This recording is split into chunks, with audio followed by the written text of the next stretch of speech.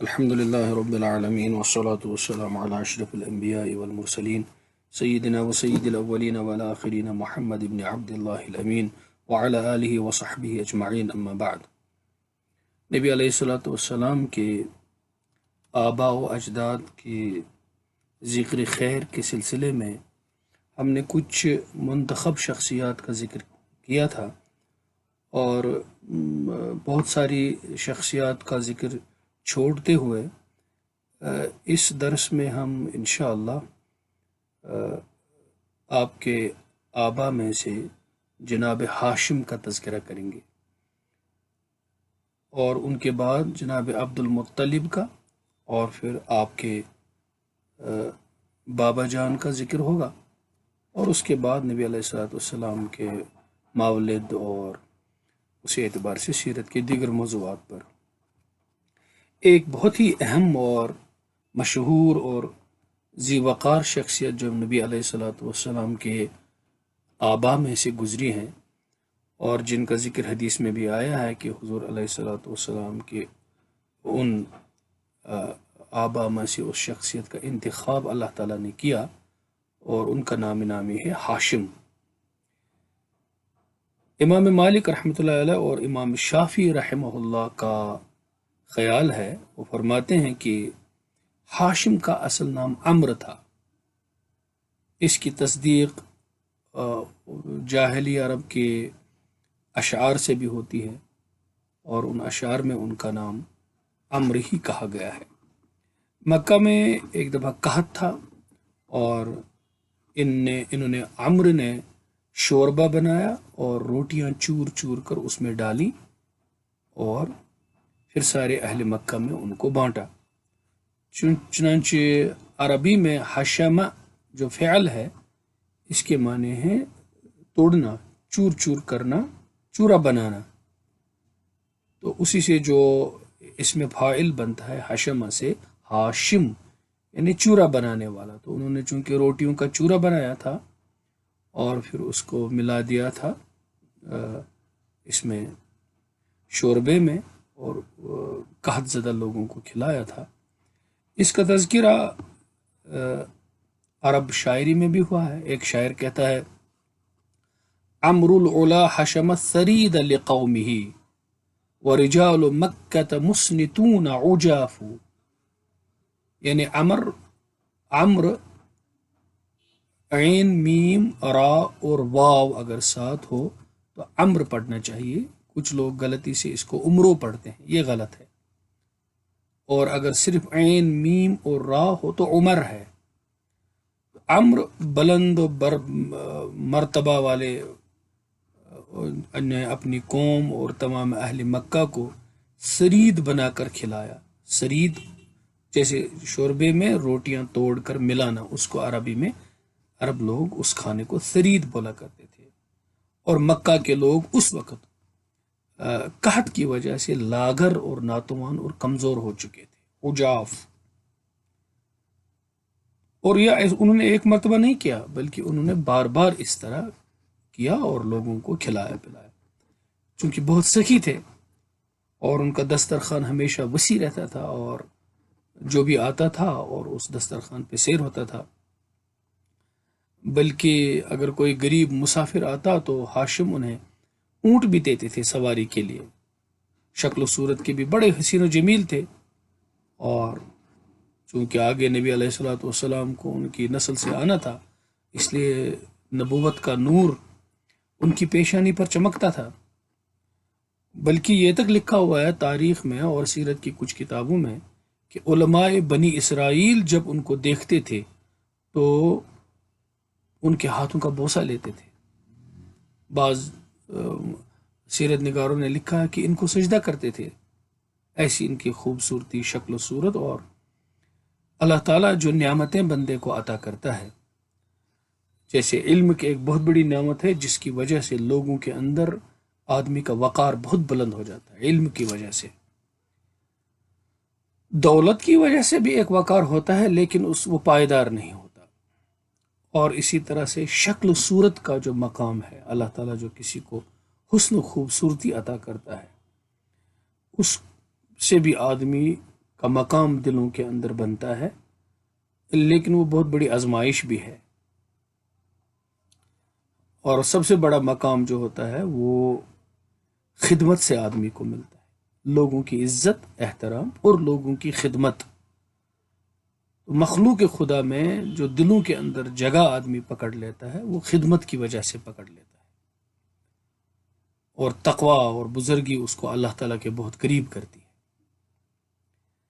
تو یہ وجہ تھی کہ نور نبوت کا ان کی پیشانی میں چمکنا، اور اللہ تعالیٰ نے حسن و جمال ان کو عطا کیا، اور پھر نام اللہ تعالیٰ نے سخاوت کا اور بہت ہی قابل احترام انہوں نے نام بنایا اپنے اعمال سے۔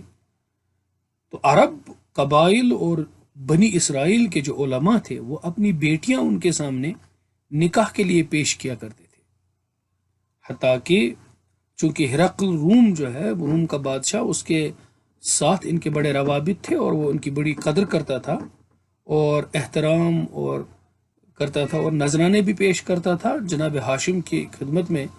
تو ایک مرتبہ ہرقل روم نے ہاشم کو خط لکھا کہ مجھے چونکہ یہ اطلاع پہنچی ہے، پتہ چلا کہ آپ بہت سخی ہیں، آپ کا جود و کرم میں مشہور ہے، اور میں اپنی شہزادی کو جو خود بھی حسین و جمیل ہے آپ کے نکاح میں دینا چاہتا ہوں، اس کا کوئی ثانی نہیں ہے، اگر آپ یہاں آئیں گے روم میں تو میں اپنی شہزادی آپ کے نکاح میں دوں گا۔ اس پر ہاشم نے انکار کر دیا۔ تو وہ چاہتے تھے کہ یہ سب نور جو ہے وہ منتقل ان کے اپنے ہی خاندان میں رہے۔ ان کا انتقال ہوا، یہ علامہ زرقانی نے شرح مواہب میں لکھا ہے، 25 سال کی عمر میں ہاشم کا انتقال ہوا۔ اور یہ ایک چیز اور مفسرین نے لکھی ہے کہ سورہ لإلاف قریش کی تفسیر میں لکھی ہے کہ جو ہاشم تھے، دراصل انہوں نے ہی یہ دستور جاری کیا تھا کہ وہ سال میں 2 مرتبہ تجارت کے لیے قافلے روانے کرتے تھے۔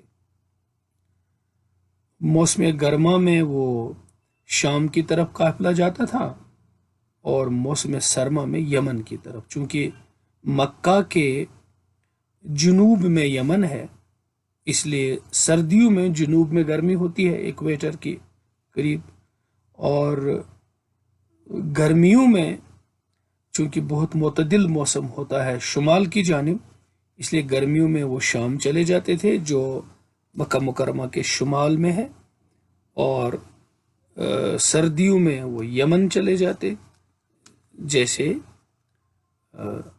مکہ مکرمہ کے جنوب میں جو تھا۔ ٹھیک اس طرح سمجھ لیجئے جیسے ہم یہاں کشمیری لوگ ہیں، ہم گرمیوں میں، یا جیسے جموں کے لوگ، دلی کے لوگ گرمیوں میں شمال کی طرف کشمیر آنا پسند کرتے ہیں، اور کشمیر کے لوگ گرمیوں میں نیچے چلے جانا پسند کرتے ہیں، جنوب کی طرف جموں جاتے ہیں، دلی جاتے ہیں، یا ساؤتھ کی اور سٹیٹس میں چلے جاتے ہیں۔ بالکل اسی طرح سمجھ لیجئے۔ تو اس میں چونکہ لک دک صحرا اور تھے اور راستے بھی معمول نہیں ہوتے تھے، تو یہ جو ہیں ہاشم، تو انہوں نے جو بادشاہ ہے اس کے ساتھ یہ طے کیا ہوا تھا کہ راستے بالکل ان کے معمول ہونے چاہیے، اور کہیں کسی قافلے کو کسی قسم کی پریشانی نہیں ہونی چاہیے، اور اس طرح سے اللہ تعالیٰ نے ان کو ان کے ذریعے سے وہ امن و سکون بھی اس راستے میں عطا کیا تھا، اور ان کی تجارت بھی بالکل امن و سکون کے ساتھ چلتی تھی۔ اس کا تذکرہ ہے لإلاف قریش میں، لإلاف قریش إیلافہم رحلۃ الشتاء والصیف، یہ تھا۔ اور عرب شاعر نے بھی یہ کہا ہے کہ سفرین سنہا لہ ولقومہ، سفر الشتاء ورحلۃ الشتاء ورحلۃ الاصیاف، صیف جمع سیاف، یعنی ہاشم نے اپنی قوم کے لیے 2 سفروں کا طریقہ اختیار کیا، ایک سفر سردی اور دوسرا سفر گرمی میں۔ تو اس طرح سے سفر، جب موسم حج آتا تھا تب بھی وہ بہت کھانا کھلایا کرتے تھے، لوگوں کی خدمت کرتے تھے، زمزم کا پانی پلایا کرتے تھے، حتیٰ کہ مینا اور مزدلفہ اور عرفات میں بھی کھانے کا انتظام کرتے تھے۔ تو اس طرح سے یہاں سے پھر چونکہ ان کا نام بنا ہاشم کا، اور دوسرا انہی کے جو چچیری شاخ تھی امیہ کی، اس طرح سے اس کے بعد بنو امیہ کا بنو ہاشم کے ساتھ کمپٹیشن شروع ہوا۔ انہوں نے خدمت میں اور خدمت خلق میں نام کمایا، بنو امیہ اس میں آگے جانا چاہتے تھے، یہ کمپٹیشن یہاں سے شروع ہوا۔ تو ایک بار ہاشم اسی طرح سے تجارت کے لیے روانہ ہوئے اور راستے میں مدینہ طیبہ میں ٹھہرے، وہاں بازار میں ایک حسین و جمیل عورت پر نظر پڑی، فہم و فراست بھی اس کی نمایاں تھی، تو لیکن اس کا نکاح ہو چکا تھا اس عورت کا، اس کے شوہر کا نام تھا اسیحہ بن جلاح، تو اور اس کے 2 لڑکے بھی پیدا ہوئے تھے۔ تب بعد میں اس عورت کی طلاق ہوئی اور ہاشم نے اس سے نکاح کیا، اور اس نے چونکہ وہاں رشتہ بھی تھا ان کا، اور وہ نکاح قبول کر لیا، اور اس عورت کا نام سلمہ بنت عمرو تھا، جو قبیلہ بنی نجار تھی، جو بڑا ذی عزت قبیلہ تھا مدینہ طیبہ میں۔ تو انہوں نے ایک بہت بڑی دعوت بھی دی وہیں پر مدینے میں، اور جس میں قبیلہ خزرج کے لوگوں کو بھی انہوں نے بلایا اور وہاں مدینے میں قیام کیا، اور اس عورت سے عبد المطلب پیدا ہوئے۔ تو چونکہ جب وہ پیدا ہوئے تو سر کے بال ان کے بالکل سفید تھے، اس لیے ان کو شیبہ کا نام دیا گیا تھا، یعنی بوڑھا شیبہ، تو شیب تو بڑھاپے کو ہی کہتے ہیں، تو ان کو پیدا ہوتے ہی بوڑھا کہا گیا، شیبہ۔ تو خود ہاشم قافلے کے ساتھ روانہ ہوئے شام کی طرف، اور وہ غزہ پہنچ کر ان کا انتقال ہو گیا اور وہیں وہ دفن بھی ہوئے۔ یہ ابن سعد کی روایت ہے طبقات میں۔ اور یہ جو ہاشم ہیں، یہ جو شیبہ ہیں، یہی عبد المطلب ہیں، شیبۃ الحمد ان کا اصل میں نام تھا۔ یہ بھی بہت بڑے خوبصورت تھے۔ جیسے اعلی شیبہ الحمد الذي كان وجهه يضيء ظلام الليل كالقمر البدری، یعنی 14ویں رات کے چاند کی طرح شیبۃ الحمد کا چہرہ رات کی تاریکی کو روشن کرتا تھا۔ عبد المطلب کے معنی مطلب کا غلام۔ ہاشم کا جب باپ کا انتقال ہوا تو عبد المطلب کی جو والدہ تھی، اب یہ مدینہ منورہ میں ہی رہی، اپنے مائکے میں قبیلہ خزرج کے ساتھ تعلق رکھتی تھی، اور جب جناب عبد المطلب ذرا بڑے ہو گئے تو ان کے چچا جو تھے ہاشم کے بھائی، ان کا نام مطلب تھا، وہ مکے سے مدینے آئے اور اپنے بھتیجے کو اپنے ساتھ اونٹ پہ سوار کر کے وہ ان کو مکہ لانے کے لیے وہ چلے۔ تو چونکہ ان کے بھتیجے کے کپڑے بھی میلے کچیلے تھے اور ان کے چہرے سے بھی یتیمی کے آثار ٹپکتے تھے، تو لوگوں نے پوچھا کہ یہ کون بچہ ہے، تو ان کو ذرا سا یہ کہنے میں ذرا آر محسوس ہوئی کہ یہ میرا بھتیجا ہے، تو انہوں نے کہا یہ میرا غلام ہے۔ اس طرح سے وہ یا لوگوں نے ایسے ہی سمجھا ہے کہ یہ غلام ہی بچہ ہے، تو ان کو بھی یقین آ گیا، تو اس طرح سے وہ عبد المطلب کے نام سے مشہور ہو گئے۔ اور پھر جب گھر پہنچے تو وہاں عمدہ لباس پہنایا، نہلایا دھلایا، اور لوگوں سے بعد میں کہا کہ یہ میرا بھتیجا ہے۔ اور ابن سعد کی روایت ہے کہ یہ جو عبد المطلب تھے، یہ بھی سب سے زیادہ حسین و جمیل تھے اور بہت طاقتور تھے، جسیم تھے، اور حلیم بھی تھے، بردبار بھی تھے، اور سخی بھی تھے۔ اس لیے چونکہ فتنہ پرور بھی نہیں تھے، بہت دور بھاگتے تھے، فتنہ سے امن پسند تھے، اور قریش نے بعد میں ان کو اپنا سردار تسلیم کر لیا۔ اپنے باپ سے بھی بڑھ گئے سخاوت میں۔ عرب میں چونکہ سب سے بڑی چیز جو ہے وہ سخاوت ہی مانی جاتی تھی، حتیٰ کہ میں آپ سے یہ عرض کر دوں، انسان کے بڑی بڑی خوبیوں میں ایک خوبی تو بہت بڑی ہے، بہادری، شجاعت۔